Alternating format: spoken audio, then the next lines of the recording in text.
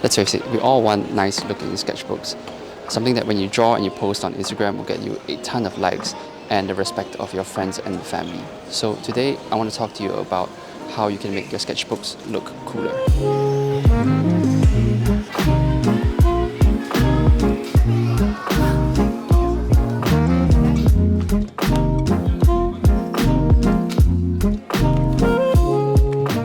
To making your sketchbook look nice is to add as much stuff as possible, just more things for people to look at.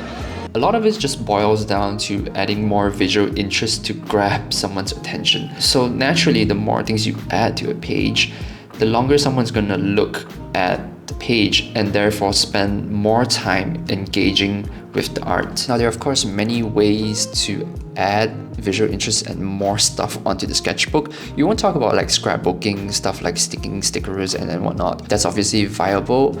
But in terms of just pure drawing, the first thing obviously is to just fill up as much of the blank space as possible. Every little tiny gap in the sketchbook, you can fill it in with a little doodle. If you can just do that, that'd be great. And also sometimes, just by the nature of the odd shape of these blank spaces, you might find yourself drawing something that you might not necessarily have drawn as a result of trying to fill in these odd looking spaces. It doesn't even have to be drawings. You could fill the space up with notes. As an outsider, I really enjoy it when I see notes on other people's sketchbooks because it gives me an insight into what the artist's thought process was as they were making the drawing. But for myself, I like writing notes just as a reminder to future me about like what I was thinking at the time and what I was studying. And you know, sometimes if I'm drawing from reference, I would remind myself of what the reference specifically was. But oftentimes I like adding notes as a form of self-critique. I just like writing notes pointing out like flaws and mistakes and how I could fix it or draw it better the next time I'm drawing the same subject matter. When it comes to adding stuff to your sketchbook, it doesn't always have to just be next to each other. You don't always have to cram them side by side. You can always overlap something on top of each other. As long as you're used to drawing over an existing drawing, I think it looks really good. It's a trick that I learned from James Jeans' sketchbook. You know how when you're drawing and you just like bump up against like a pre-existing drawing and you just wish, oh man, I wish I had just had that little bit more space to finish up the arm or the leg. Well, now you don't have to worry about it and you can just draw right on top of the existing drawing. This is very similar to a technique we call drawing through. It's particularly relevant when it comes to constructional drawing. So like think about like an exercise when you're drawing a cube in perspective.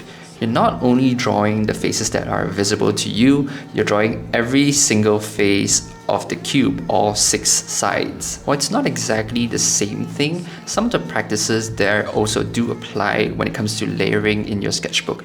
You might choose to omit or simplify some details in the overlapping sketches because it creates some sort of uncomfortable tangent or it's just too messy. Layering your sketches like this takes a little bit of planning and you have to decide where to place your drawings so that they overlap in a more or less appealing way, or you may run the risk of it looking like an incomprehensible tangle of lines. A good way to alleviate that is to layer sketches of different colors. So you might start off with a drawing with black ink and then layer that on top with a sketch with blue ink.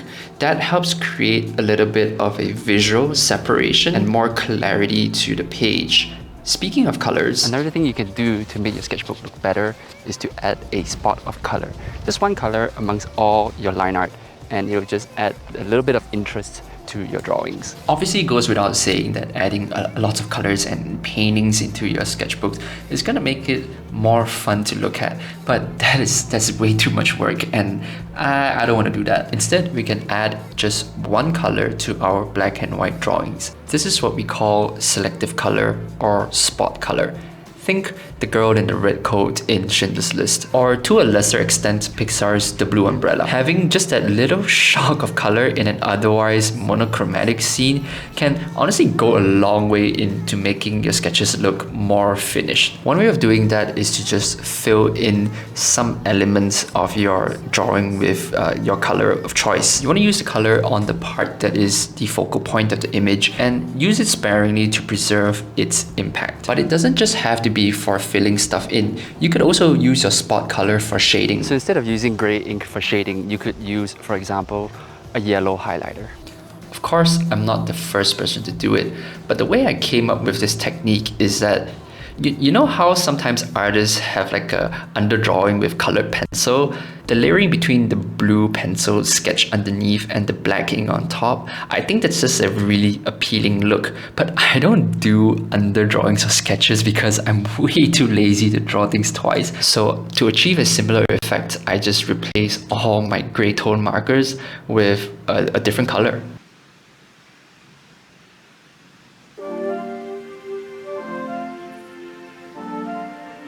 Sometimes it's about putting things in the right context.